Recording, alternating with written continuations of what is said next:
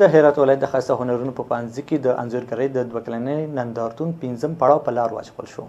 دغه نندارتون چې هر 2 کال یو ځل په دغه پوهنځي کې پرانیستل کیږي چې پکې تر 100 زیات اثار نندارې ته وړاندې شوي دي. دغه نندارتون به د 15 ورځو لپاره د نندارچیانو پر مخ پرانیستی وي. دغه نندارتون د هرات پوهنتون د ښایسته هنرونو د پوهنځي د محصلینو، استادانو او فارغانو له لوري په لار اچول سوی چې پکې تر 100 زیات بیلابیل انځورونه نندارې ته وړاندې سوي. ستار فرزام د کمال الدین بهزاد د انځورګرۍ د انسټیټیوټ استاد وایي چې دغه نندارتون د انځورګرانو د روحیې د لوړولو په موخه په لار اچول سوی چې پکې د ښایسته هنرونو د استادانو، زده کړیالانو او فارغانو اثار نندارې ته وړاندې سوي دي.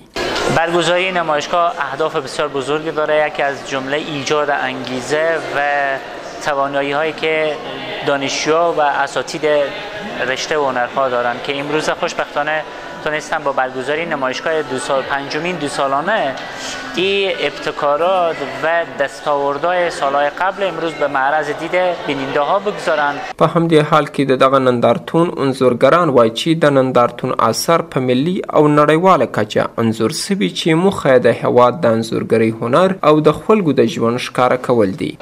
زندگی زیادتر زندگی مردم افغانستان که ما در اینجا نمایش گذاشتیم ریال است، چی است، مدیرن است و هر کس سبک و روشی د نندارتون نندارچیان د دغه نندارتون د پرانیستي هرکلی کوي او وایي چې دولت د انځورګرانو لاسنیوی وکړي.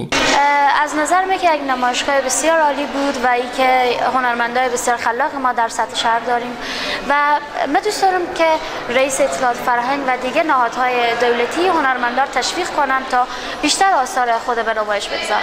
این نمایشگاه که هست یکی از نمادها و نشانه‌های فرهنگ و دیارمونه که یعنی تصاویری که کشیدن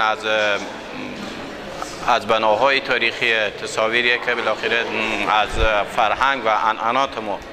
د هرات پوهنتون د ښایسته هنرونو د پوهنځي 2 کلنۍ نندارتون په هر 2 کلونو کې یو ځل په دغه پوهنځي کې په لار اچول کیږي چې پکې لسګونه انځورونه نندارې ته وړاندې کیږي.